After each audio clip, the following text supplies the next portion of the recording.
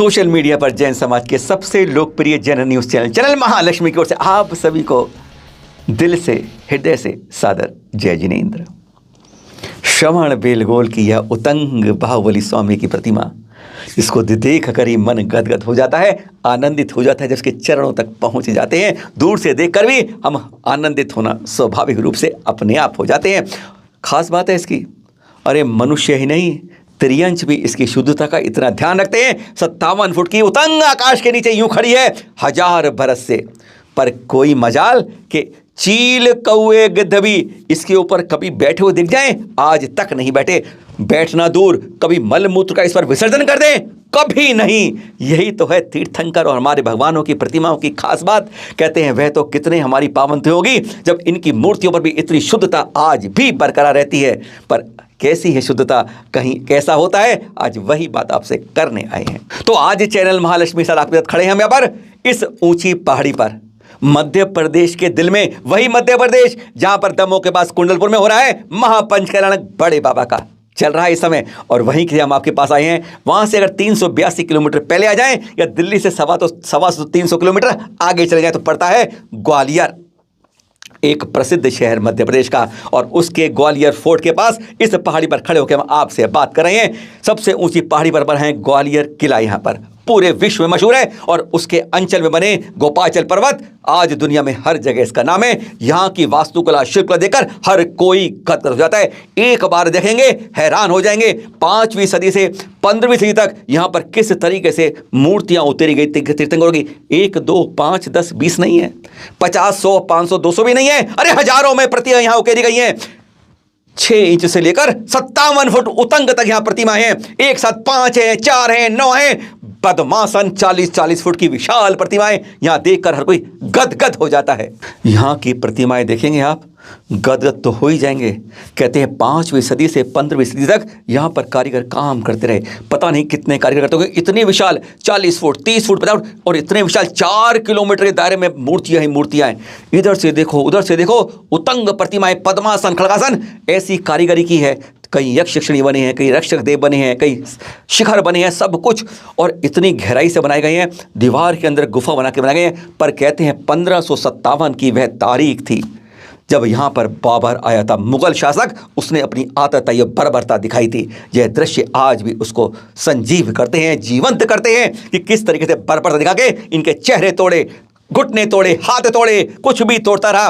पर आज भी लगता है उस समय कारीगर काम कर रहे होंगे तब तक, क्योंकि कई प्रतिमाएं आज भी अधूरी यहाँ पर उकेरी हुई दिखती हैं। और उसकी बर्बरता भी यहाँ पर तांडव दिखाती है। नंगा नाच कैसा किया था उसने, यह आज भी यहाँ पर जीवंत दिखता है। श्रवण बेलगोल की 57 फुट ऊंची बाहुबली स्वामी की प्रतिमा तो आपको ये दिखा दी हमने।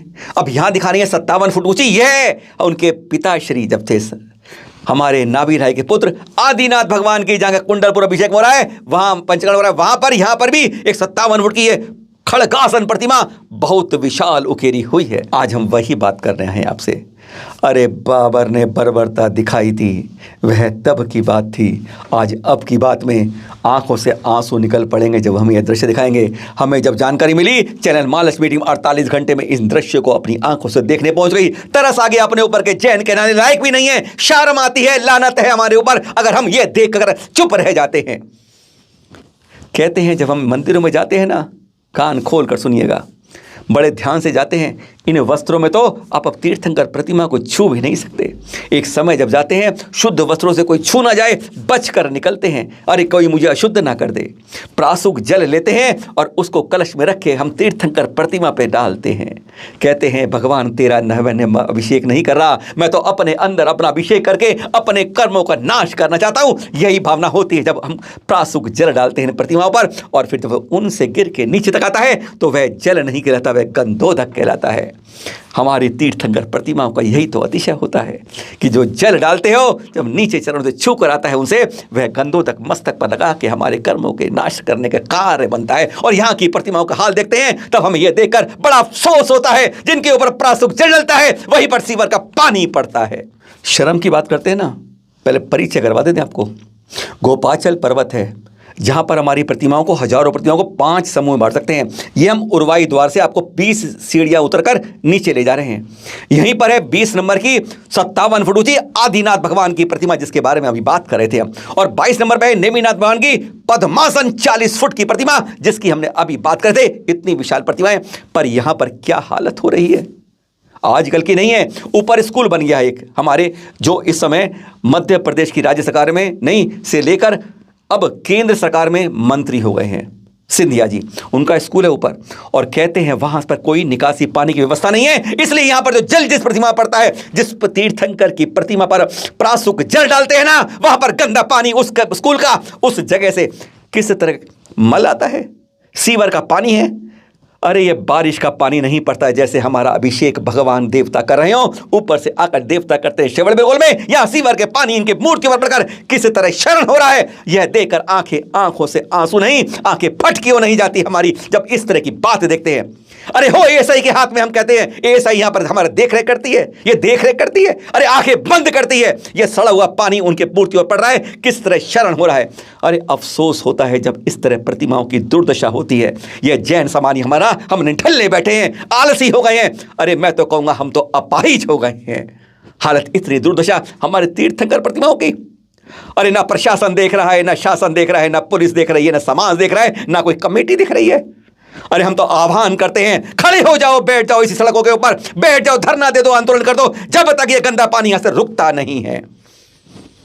कैसे सुनकर हम ग्वालियर समाज हमारा इसको देखकर चुप रहता है, कहते हैं हमारा समाज बटा हुआ है। अरे बटे हुए के क्या फायदा जब तुम्हारे घर पर आकर तुम्हारे ऊपर कोई तमाचा मारता जा रहा है। अपने भगवान को इस हालत में देखकर हमें शर्म नहीं आती, अरे लज्जा नहीं आती। अरे इस जैन कुल में जन्म होकर अगर अपनी तीर्थंकर प्रतिमाओं का ये हाल देखते हैं, कहते हैं एएसआई कुछ नहीं करती है। अरे एएसआई कुछ नहीं करती है, वो करेगी भी नहीं जब हम कमजोर होंगे।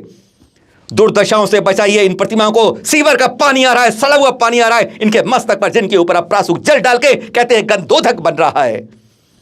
ऐसा पानी अगर घर में आपके आ जाए ना, तो घर में क्या कहा, पूरे गली के मोहल्ले में कोहराम मचा देंगे। और यह भगवान की प्रतिमाओं पर इस तरह पानी आ रहा है कि आपको शर्म में नहीं आ रही, हम लोगों को शर्म नहीं आ रही है।